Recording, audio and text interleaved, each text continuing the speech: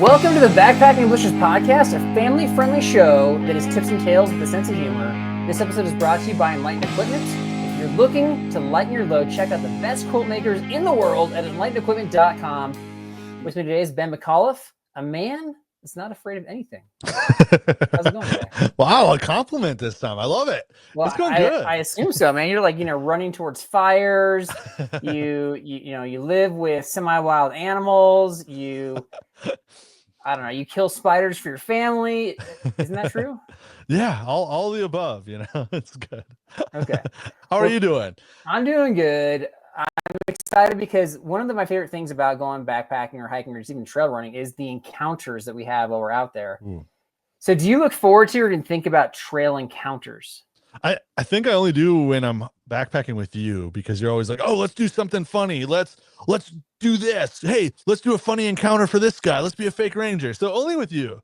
I do that because you lost trivia. That's what you had to do. That was part of the deal, right? Right. Well, I think so, but I think you always just like to have some fun too, which I like. I do, so but I'm not always looking I'm not looking to generate the encounter all the time. I think that you're painting the wrong picture, my friend. So are you like, when you come across like a strange character or a strange incident, are you like, yeah, let's take a pause here and find out what's going on? It depends on what it is. I mean, if it's a like incident, like what are you talking about there? Like someone going to the bathroom in the middle of the trail, I'll probably just go through the poison oak and around it, Well, I've seen multiple people get like medevaced out, and so I'm like, what just happened? How can I help? Like, oh yeah, that kind of thing. Yeah, so I would definitely get in with that, because just the skills and stuff that I have, I'd feel like I'd probably help more than most people. But my encounters, I'm more wildlife. I like the wildlife encounters. Unless it's like within striking distance, like snakes or bears or something, like keep a safe distance away. So as long as they, obey my boundaries, I'm happy with wildlife. Fair enough. Okay. Well, we got our top 3 encounters that we hope to have, like assuming they don't result in some sort of serious injury or death. Top 3, we're going to get that kind of at the end in the tidbits section. So Ben, what's the Bible verse of the episode? Bible verse, Luke 10:1. After this, the Lord appointed 72 others and sent them 2 by 2 ahead of him to every town and place where he was about to go. So, Carl, do you feel better having someone with you, or do you feel like you'd be more like nomad and just want to go by yourself? All right, so you're referencing our upcoming guest, Nomad Unknown. I am. Because she prefers to be on her own, but I'm the opposite. I actually prefer to have somebody with me, especially in times of like stress, intensity, crisis. I always want to be with other people. So how about you? I'm the same way. Like, it's always good if you get lost or in a sticky situation to have somebody to fall back on and bounce ideas off of, as long as they're good ideas that they're bouncing off too. Right. But, and it's fun to just have we're talkers, so we like to talk on the trail at times, and it's good to have that and share the experience. Like, you see something and you get a picture, and the picture doesn't do it justice when you're like, hey, look at this cool view of the Grand Canyon. You're like, you get home and people are like, oh, that's lame. Yeah, nobody wants to see your pictures. Yeah. Right. No, yeah. No one wants to see that. So for sure, it's better to experience other people. I'm 100% with you. That's why I prefer to go with groups. And but not everybody's like that. In fact, I think most people that are checking the show out are the opposite. They actually prefer to go solo. For sure. There's been multiple episodes on the advantages and disadvantages. But the great thing about the guest we have on the show today is that she pays attention to these encounters, and she's had some crazy ones. We're going to get to we're going to start intense and then get increasingly weird with her stories. So that's coming up right now. All right. With us today is a woman who lives everywhere. She's not afraid of wild animals or monsters. She knows how to live out of a car. Christine Machado, Nomad Unknown. How's it going today? It's going great. How are you? It's going good. We're honored to have you on the show. So can you tell us about, so Nomad Unknown, like what is that, and what's your YouTube channel about? My YouTube channel is about my travels. It started back in 2016. It's evolved from primarily just being a hiking backpacking channel to now covering all of my travels, which includes living out of my car, camping, hiking, and backpacking. And I call it Nomad Unknown because I primarily travel solo. It's just the way it works for me to do. And that's just kind of how I roll. That's how you roll. Nice. Yeah. Okay. Do you find it easier to travel by yourself, so you don't have to like worry about if you get lost, someone telling you that you're lost? You can just be like, I meant to get here. I think it is a lot easier for me to travel by myself. There's ultimate freedom, and you know, some situations it's good to have a second opinion, especially if it's somebody that you have a similar risk tolerance with, and Yeah. you can kind of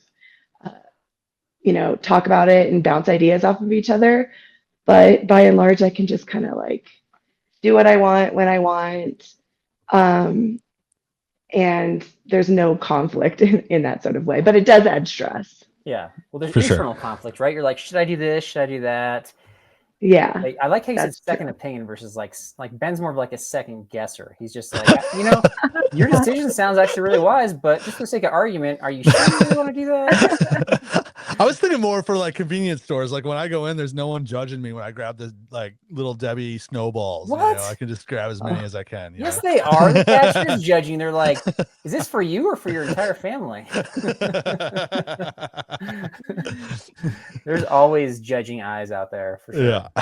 All right. So one of the things I really like about your channel is you kind of chronicle really interesting things and really interesting experiences. And those are kind of the things that we're going to hit on today. So we kind of broke it down into three, we're calling it encounters, these encounters that you have out in the wild or out on the trail. So Ben, what's the first one you want to talk about? Yeah, let's talk about your grizzly story. I started to watch that on YouTube, and it looked kind of intense. Yeah, what you got? So with what Grizzlies? happened? Yeah, it was. So I was camping solo for 5 nights in the Bridger Teton National Forest, just outside of Grand Teton National Park, and didn't have any issues. I went on a walk one day. I saw a sow and a cub, but that wasn't at camp. Okay. Then my last night in the area, I go to this dispersed camp area that's kind of just like a parking lot for vans and tent campers, car campers, just really casual because I wasn't spending a lot of time there. I was working, whatever. I'm at the back of my car working on my phone because I'm trying to upload a video and it's giving me trouble. And I had been by myself, so I had been really vigilant about scanning the area and having my bear spray on me. But now I was in a place where there was a bunch of other people around, a bunch of other campers. And so I became a little bit more complacent and was just dialed into what was happening on my phone. And out of the corner of my eye, I caught movement. And I looked up, and at that point, like when I very first saw it, was probably about 10 feet away from me. It was a grizzly coming dead at me. Okay. And by the time I reacted, it was probably like 6 feet away from me. Okay, wait, I'm gonna stop you right there. So you're obviously like, you got some emotions going on internally. Are your emotions like, I need to get safe, or are they, I need to get video of this? What's going on here? I was asking that too. I was wondering that too. Both. Yes. Yeah. Okay. So my frontal lobe didn't register at first until my body moved. Okay. So my body moves and darts around the car, and the next memory I have is of the tail light. I've come around the car to put something between me and this bear. Unfortunately, when I did that, I left my bear spray, which was sitting inside the back of my car on my bed where I have it set up. And so now I was defenseless. But I did have my cell phone in my hand, which is what I film with. Okay. So wait, is your cell phone a weapon at this point? No, but it's how I get video. Okay. Well, you said that you were defenseless, but you had your cell phone. Something. Oh yeah. Okay. Well, yeah, I was like, I might die, but I might as well record it. Yeah. So final moments. Yeah. So I tried reaching in. My rear driver's door was open. I tried reaching in over to grab the bear spray, but then I realized I was putting myself in like a really bad position if the bear does come after me. Yeah. There was people camping not too far away. So I'm like, my best bet is to like go towards them. Because at this point I had screamed grizzly. So like everybody in that side of the camp knew. And they were like moving and hustling and stuff. And I was like, I need to get by them. Everyone's scrambling. And I just picture them like forming a circle around you. Like, let's see how she gets out of this. Oh, there was like no one's coming to your rescue. On my own. Yeah, no one's coming to your rescue. No. And I don't expect them to be honest. Okay. But I have my phone programmed on the shortcut I can just hold a button and it'll start recording in 4K. Right. And so that's what I did. And from there, the video starts. But the bear came around the hood of my car, the front of my car, and then it turned around. I don't really remember, but basically I was no longer in the sight line of the bear. And I was like, this is my chance to like get over to the other people because their car was open. And I was like, maybe I can get in their car if I need to. Yeah. Right. They had bear spray and I was like, I'll use it if they're not going to and we need to. But yeah, I was within 6 feet of a grizzly. Wow. And you survived? Yeah. For future reference, I think grizzlies do respond to like hand motions. Like if you go like, hey, 1 second, it gives you a second to grab the bear spray. So next time. Try. Yeah. It sounded like it was more camera shy, Carl. Sounds like the camera worked actually. Yeah, I wasn't a fan. But yeah, so are you, I mean, I'm guessing that you're pretty fired up, like your adrenaline's going. I was in fight or flight, like my hands were shaking. Okay. But I think I handled it pretty well, aside from the fact that like now I know that I need to be wearing my bear spray at all times when I'm in grizzly territory. And I just wasn't because I have the belt clip thing. And like I was standing in the hammock and sitting and just moving around all the time. And it's just like so annoying to have like a big can of bear spray. Right. So I think I'll do like a crossbody type thing in the future if I return.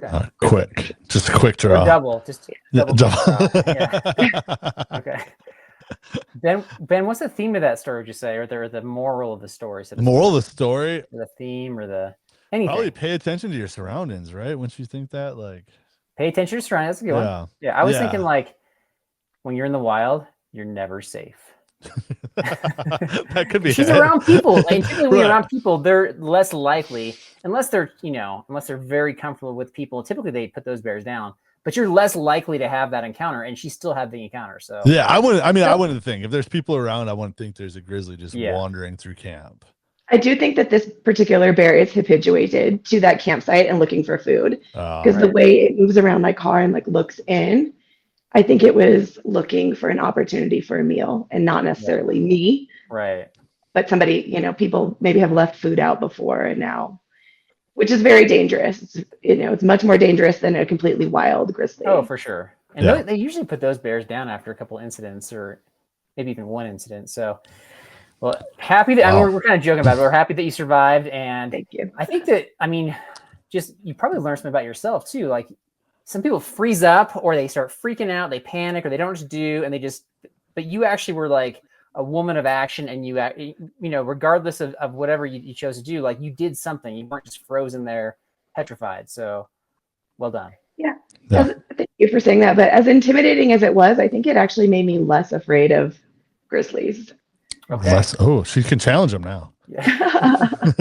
I still have complete respect for them, but I think I survived unscathed, and so now I know it's like just because you see a grizzly doesn't mean you're instantly gonna like fall down dead. Right. Correct. I had an encounter with a black bear, and I was 50 feet away, and I ran screaming, really high pitch, past my wife who's wearing flip flops, and I was like, "Man, she's dead. She has flip flops on." So you did much better than me. Yeah. I was trying to save the kids in the house, that were like quarter mile away. So yeah, he earned a lot of husband points that day.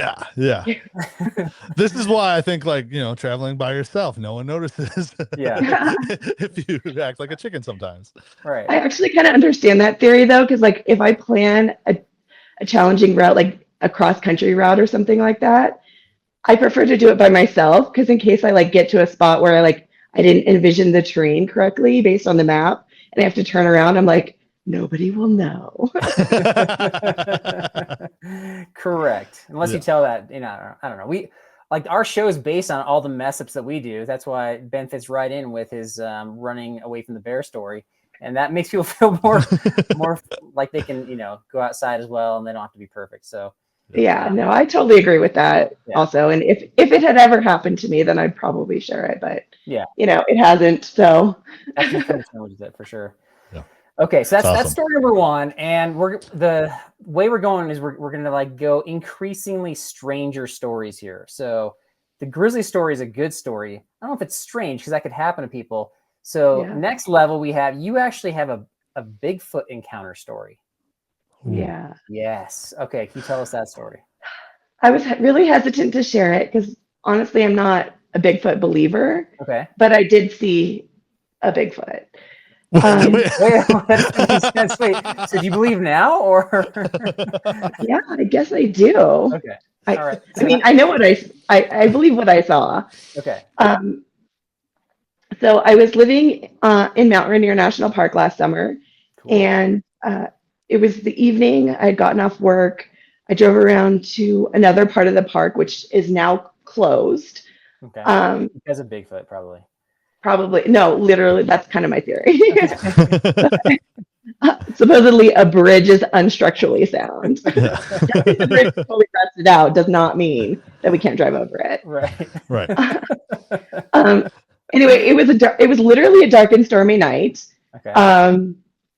Really low lighting up this pretty bad dirt road. I'm driving along at a pretty slow speed. I turn a corner. I see a bipedal figure, pretty tall, but skinnier than you would think of a Bigfoot. Okay. Not a person wearing clothes, just like a dark figure. It took 3 steps and was into the tree line. Wait, how tall are we talking? Like, how big is this thing? Yeah. I'd say like maybe 7 feet. Okay. Yeah. So not as big as I would have expected. But after I told this story to other people who live in the area, work around the park, they're like, yeah, that makes sense. And like, I was afraid to tell them because I'm like, they're going to think I'm insane. Yeah. And then they were all like, yeah. I was like, oh, okay. I mean, if you describe it in more detail, like it had kind of a long beard and like a little bit of gray spots. They probably have like names for it. They're like, oh yeah, that's the beginning of the Bigfoot. That we know that. Yeah. If I could have, I just saw like the figure move, and there's nothing around there. There are no campgrounds, no other roads. Okay. I hadn't seen another car for miles downhill. Right. And it was just like not the kind of weather where people would really want to be out. Right. I just kind of foolishly like was going to sleep at a trailhead and do a hike the next day. And not a person in a costume, you're saying? Oh, no. Wow. I mean, if somebody wanted to dress up like that in a costume, like do it on a day where there's actually people around. Yeah, but then it's too obvious, right? Like, well, then you might get shot though too, right? Because like somebody wants to capture you. We've encountered in Olympic National Park. We encountered somebody in a Bigfoot costume, so it's possible. Oh, really? Yeah. Was it one of you? Yeah, it was one of our group. they backpacked one in. She knows you so well. She already knows you. She's like, I'm seeing right through the story here. Did your followers grow after you shared that story? Because now you got the Bigfoot believers following you. Good question. No, I don't really? So. Okay. Oh, you got to tap into that culture over there of the believers. Yeah. Well, that's interesting. So. Yeah. So one thing this is kind of, I don't know, I feel like you're unique in this way is I feel like when people have a Bigfoot experience or Bigfoot encounter, they don't typically behave like you. They're typically like, oh, I saw a Bigfoot and now I'm devoting my life to looking for Bigfoot versus just like you just saw one. You're like, that's interesting. I saw a Bigfoot, kind of a crazy story. Moving on. No. Yeah. Like personality. I don't even know if I want to share it. People might think I'm crazy. Right. Well, if I saw one, I would behave exactly like you. But other people get like hyper obsessed and they're like, I must prove it to the world that they exist. And that becomes what their life existence is about, right? I mean, if they want to remain elusive, like I respect that. Okay. Did you go back the next day and like look for footprints or check what you saw or? So I ended up sleeping in my car up in that area because the clouds got so thick that I literally couldn't see the road anymore. And I had to find a spot to pull off. And when I woke up in the morning, there were a lot more people because now I think it was the weekend and they were like all coming up to hike and stuff like that. So I just I just bailed and went home. All right. So even stranger than that, this third story, I actually didn't even watch the video on this one because I was like, I want this to be more exciting to hear about on the podcast. So Ben, what's this topic about? Yeah. So tell us about a hidden camp camera. Yeah. Okay, so I was in Louisiana. Okay. Figures. I kind of at the I know what that means. you hear the banjos already. Yeah. And now the hate mail starts coming in. I don't know what that means. I've never been there. No, I actually really had a very good impression of Louisiana. Okay. This wasn't a highlight of it, but in general, it was nice. But at the time, I had kind of like this goal in my mind that I was going to go on a backpacking trip in all 50 states. And I was like, okay, Louisiana, what's I good? love that. Yeah. And I found this trail called the Azalea Trail. And in the afternoon, just kind of decided to like go out and do just a short little like 3-mile thing and then camp and then come out the next day. So the hiking's easy. I get there and I'm like, oh, this looks like a good camp. There's pretty water. I see fish. Kind of cool. Yeah. I had seen like a couple other groups of people. One guy who kind of like creeped me out, but I think he just had like weird energy. And anyway, so I get to this camp and I don't set up right away just because I had seen like this guy who kind of like kept popping up left and right when I was hiking. Like lurking. What do you mean? Like, yeah. What do you mean popping up? Like shadows. He's like, whoa. Yeah, kind of like, I'm like, I thought you were in front of me. How are you behind me? He's doing pranks with you, but he doesn't know you. Gosh. Like, with no rapport. Yeah, I mean, it could have been totally innocent. But I just got weird energy, and I go off of like the energy of people and animals a lot and how I react. Yeah. Because it's sort of like all I have. It's my instinct. So when I get to this campsite that looks pretty good, I don't set up right away because I want to make sure that he's not going to like pop out from behind a bush again. And then I would be freaked out and want to leave. She would not like hiking with us, Carl. With our prank. We would have the rapport with her, so she would expect she expects us to be the fake ragers and popping up. Yeah. All right, continue on. Okay, before you continue, at this point, were you thinking, okay, if I do want to set up camp here, should I set some sort of a trap? Ooh. Like no, but I was thinking, can I find a spot that's more hidden? Okay.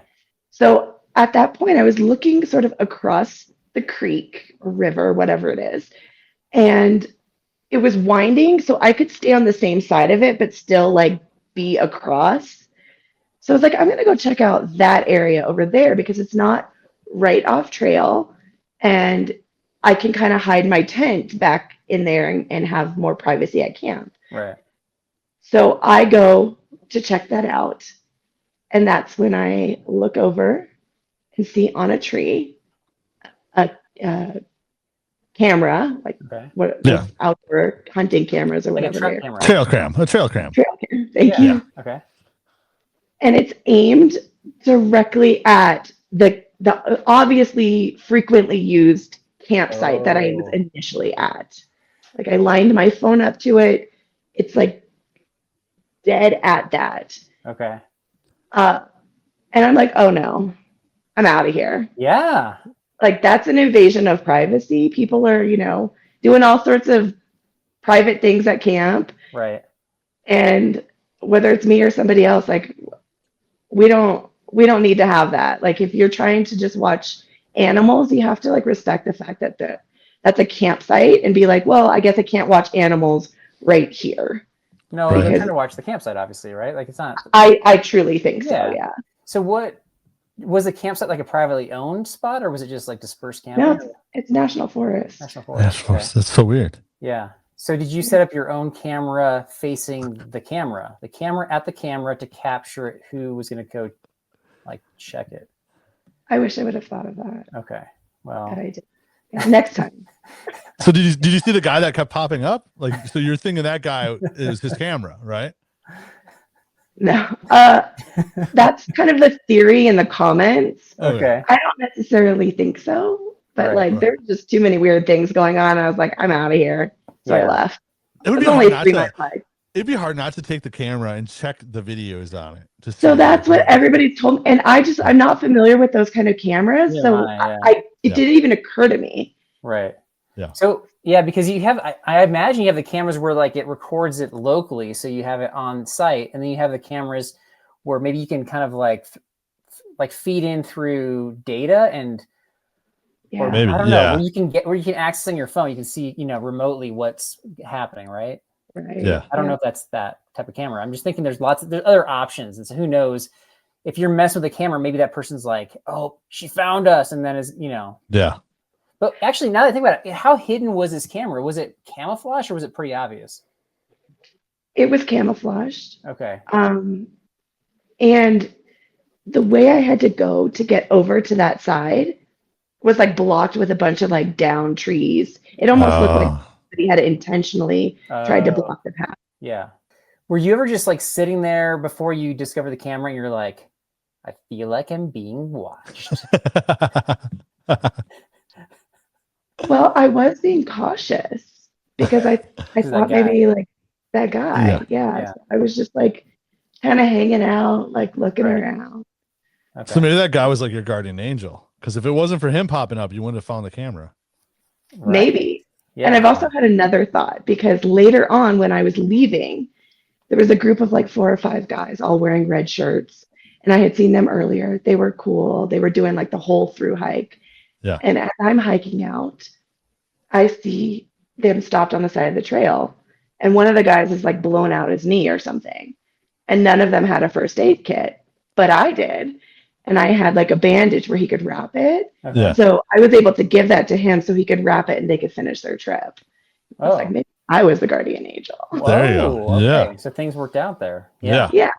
Yeah. But I think just now I'm going to be hyper vigilant about checking my campsites for hidden cameras and maybe even backcountry sites too. I'm just going to find those fake surveillance cameras and just start putting them up before we go hiking, Carl. So you can the fake ones that are like not actually wired.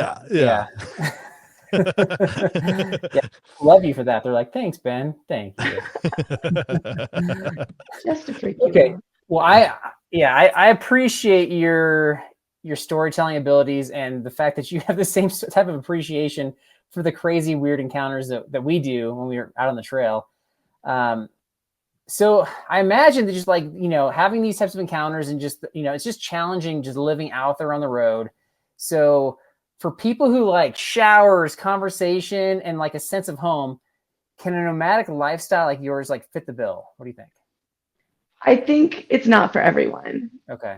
It's probably a lot harder than people imagine. Oh, yeah. The stress of finding a place to sleep every night is probably one of the biggest things. Okay. Cool. Walmart parking lots, right? Like, not always. And even if they allow it, it doesn't always feel safe. Yeah. Sure. Yeah. It's amazing. It's a lot of fun. Like if anybody has an inkling that they want to try it, like use the vehicle you have, use your time off, do a little setup, hit the road, do a great road trip, and see how it fits, see how it feels. Because you'll probably know pretty quickly. All right. Well, we're just like tip of the iceberg with the stories and the adventures you have on YouTube channel. So we'll have a link in the show description, but it's time for our lightning round. And so you're going to have 1 minute to answer as many questions as you can. All right, Christine, are you ready? Ready as I'll ever be. All right. Timer starts after I ask the first question. First question is, what is the favorite feature you have of your car? Oh, wait, it's the lightning round. Lightning round. That is my house. Okay. That's nice. All right. Would you consider your car more practical than a tent? Yes. About how many miles have you put on your car in the last year? Probably 25,000. What was a better encounter, bear or Bigfoot? Bear.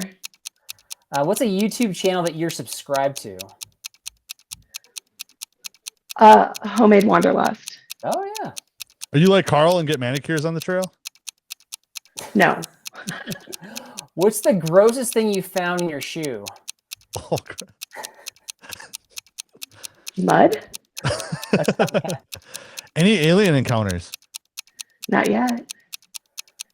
What's your biggest fear as a nomad?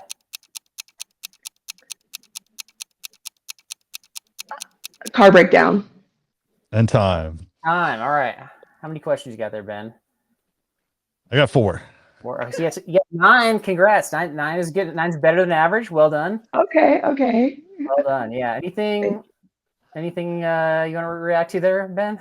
I'm surprised she hasn't had alien encounters. I think that would be with all the traveling she does and the nomad, like kind of the desolate places. You want her to have alien encounters yourself? I mean, I was surprised that she hasn't. Okay. Because we get a lot of guests and they're like, I've had alien encounters, but they haven't had the Bigfoot. That is a completely made Yeah, up. we have. No. Just because you want them to say yes to that question doesn't mean they've had an alien encounter. Oh my gosh. Homemade Wanderlust. So Dixie, you're subscribed to Dixie's channel. I don't know if you've talked to or met her, but she's the nicest person. She's amazing. And Yeah. we were gonna have her on our show back in January, and she was like trying to get a babysitter just to come on our podcast. So I was like, you got a lot going on. It's okay. You can just be a mom. I felt really like bad for asking, but she's the nicest person. She is. Yeah, we did a collab way back in the day. Oh, did you really? I didn't know that. In the day, yeah. Okay. So you guys were together? I did like a favorite luxury item collab like way back in like 2015 or 2016 or something. Oh, wow. Okay. Maybe it was what was that item? What was that item? I think mine was like a pillow, but What is it now? What is it now?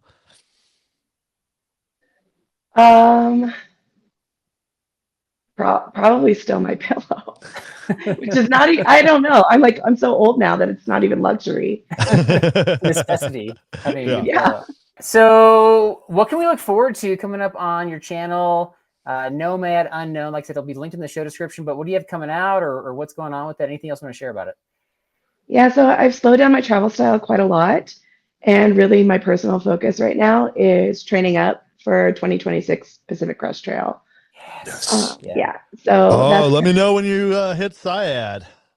Cool. Yeah. She doesn't know what that is. She will. She'll train for it. People that have been through there know what it is, but she's just getting ready. She doesn't know all these like pull-out towns. I know. Well, that's why I'm warning her now. Oh, I know. I know. Syad? Are you doing? You know Syad? Yeah. I do. Are you doing the pancake challenge? We'll see. We'll see. Okay. We'll see. All right. I'm 10 I'll minutes probably be away pretty from hungry at that point. Yeah, I'm 10 minutes away, so just let me know. Cool. Carl. Yeah, I was 2 days away from starting in 2020, Okay. and then it was like off the table. So Right. it's like my redemption. Yeah, But I got to get ready for it. So that's what I'm doing. That's what I'm documenting. Okay. Cool. Yeah, so that's big focus. Hey, Christine, thank you so much for taking the time and joining the show and sharing your awesome stories. And For sure. keep up the good work on YouTube. And we're rooting for you. Right. Thank you. Thanks for having me. Appreciate it. Out on the trail, capability isn't optional, it's essential. That's why I'm using Case knives. Built for whatever comes your way, these knives have been trusted for more than 100 years. On the job, in the wild, and even to the moon. Made with craftsmanship in Bradford, Pennsylvania, every Case knife is a piece of American grit you can count on. Whether you're splitting kindling, cutting paracord, or just cutting up some tape to take care of that pesky blister. Case knives, every day capable. The trail is calling your name. Are you ready? Are you really ready? Our good friend Roan from Summit Strength can get you trail ready. Roan uses rock-solid evidence to design a specialized training program just for you. There are plenty of cookie-cutter programs out there that will get you only halfway up the mountain.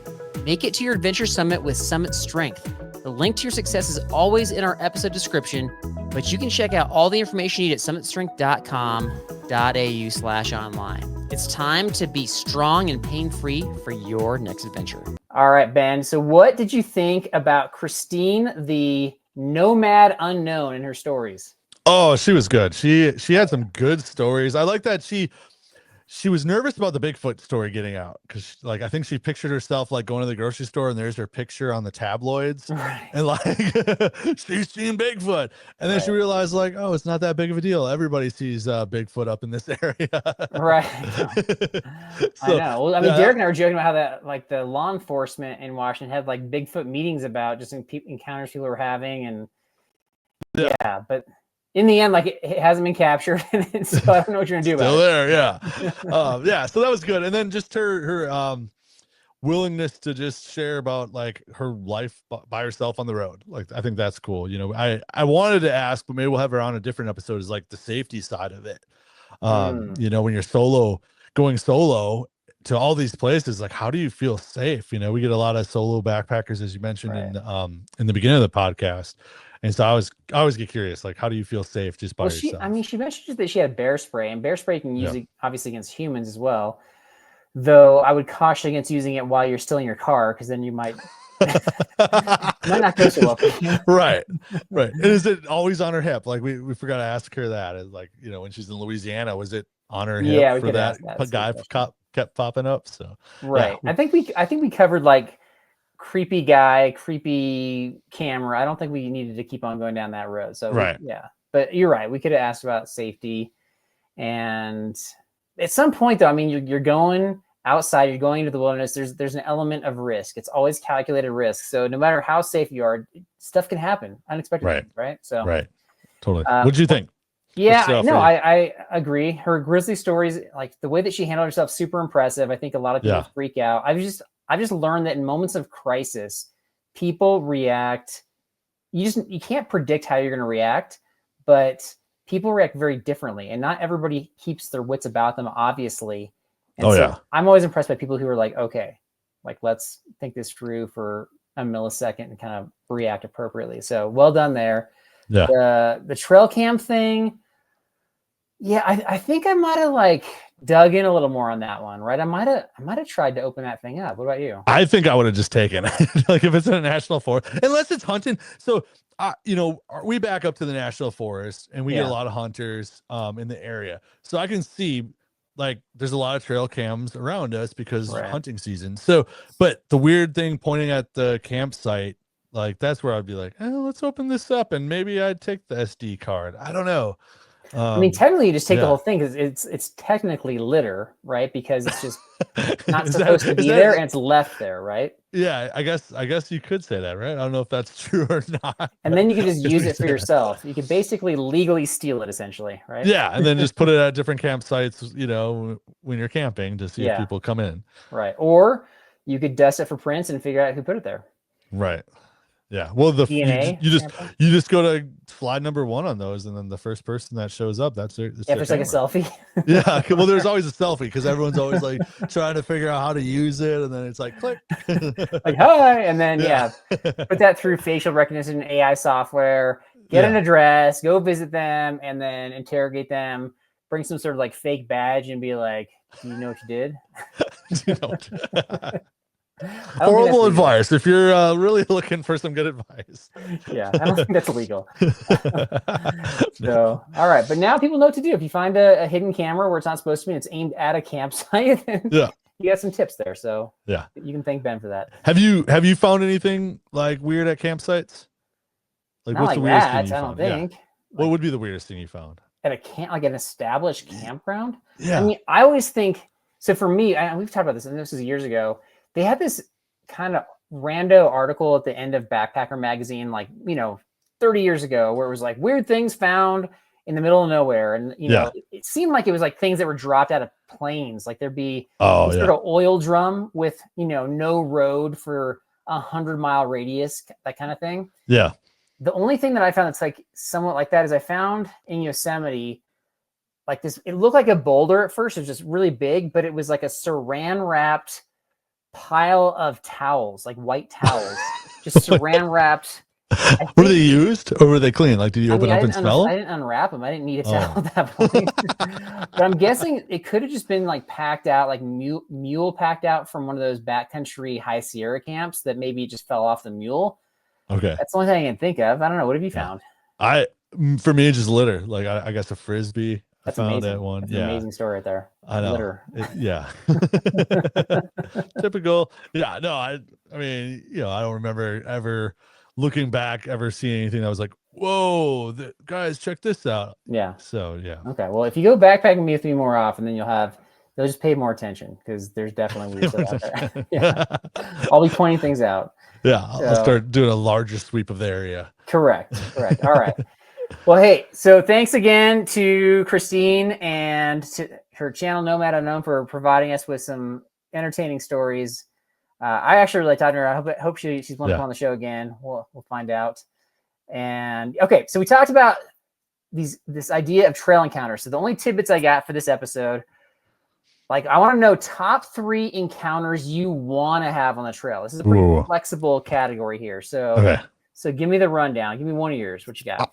I want to do alien. I think an alien encounter, like that would just be fun. Like not seeing a UFO, but an actual actual big-eyed gray alien. Like where you just like they come up to you, they're peaceful, because that would make the encounter a lot more enjoyable. Okay. But just see them, and hopefully they speak English. You know, like, it's a lot to ask. They're supposed to communicate like with telekinesis. So I'm not sure. I don't know if you want this. I don't think you really want so that would be my top one. Yeah. I think that's a really creepy answer. I want to run into. I think it'd be kind of fun to have like a random encounter with a guest we've had in the show, like one that we actually like. So we're like, oh, actually like, oh, it's you. Oh. Well, if it's something that we're like, yeah, we like most. I mean, we get along with all of our guests, but some guests I don't know.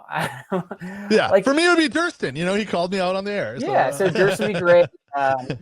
Christine, Christine, we just had on the show, like she'd be friendly to meet. I'm trying to think, like hiking Rev from earlier this season. If we saw him in the trail, that'd be super fun. I'd love to talk to him. So, all those folks. One that I would love to run into a guest from the show.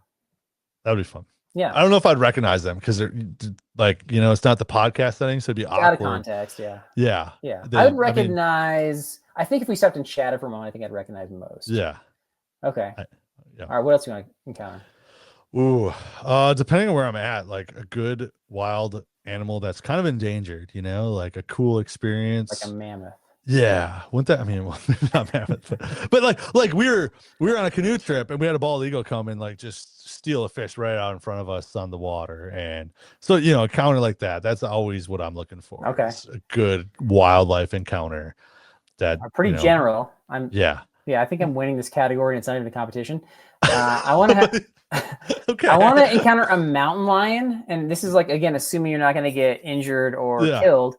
I know that mountain lion have seen me while I'm out there because they're just all over the place. I've never actually encountered one, so it'd be kind of cool to be like, hey there. I have yet to encounter them, but I've heard them behind our house. So there's that for me.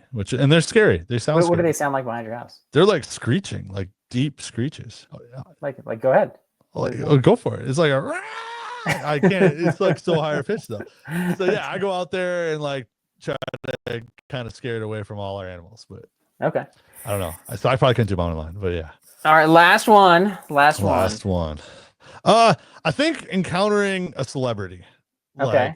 Like a who? good celebrity, not like Bear Grylls would be weird because it's like you're there hiking, but maybe like Chris Pratt. I think would be a fun one. Someone that you're just not expected to, that would bring some humor and maybe talk, and hopefully you're hiking, like you come together at the fork in the road and you're both hiking the same way, so it's not like you can hike with for a while, right? And then maybe after a while, like the celebrity's like, this guy's kind of lame, and they're trying to lose me, and they're like, oh, I'm actually going the wrong way. Like I'm hiking intentionally faster or slower just to go at a different pace. Those awkward moments when they stop and they're like, oh, I'm going to tie my shoes. Like, okay, I'll wait for you. It's like, no, it's going to take me at least 20 minutes to tie my shoe. You just keep walking. Here's the trick is you don't acknowledge that they're a celebrity. And so you just treat them like a regular person. So then they think that they're just having a regular encounter and they don't feel like you're fanboying the whole time. Do you think that works though? Because I mean, every time they get pulled over, they're like, don't you know who I am? And they want I you. think people that maybe are like newer celebrities or that have insecurities would be that way. But I don't think. I don't think somebody who's been. What's the celebrity that you'd want to meet on the trail? I'm not a big celebrity person, so I wouldn't care. So I don't care about meeting celebrities. Message. I shared this earlier. I did invite Paul Bettany, the guy that's like in a ton of movies. He was Vision in the Avenger stuff. I know he's a backpacker, and I think he just reminds me a lot of Derek, like from some of his early comedy stuff. He kind of looks like him in his early days, so. I guess him. I don't know. Yeah. I think it'd be cool for you to meet Bear Grylls on the trail, and you have to push the red button for Bear Grylls. Wait, now you're creating a scenario. This isn't just meeting somebody. You're like, Bear Grylls is in trouble. And you have to push the red button, and your first thing would be take out the camera. I would just carry him out. Come on. All right. What's your last one?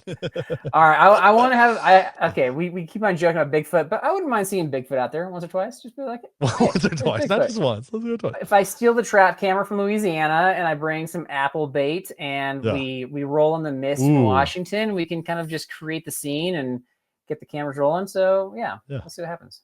Now, I wonder if that's really why that camera was there. Since there's like some Bigfoot? Sort of mythical creature living right there. Louisiana Bigfoot. Yeah. Could be. Interesting. Okay. Yeah. All right. So there is your encounters episode. And thanks again to Christine, Nomad Unknown. Like I said, we should got her link in the show description. Ben, you got anything else? Yeah. Just remember, if you're encountering stuff on the trail, you're encountering life. Wow. Mind blown. All right, everybody. Have a great week and God bless.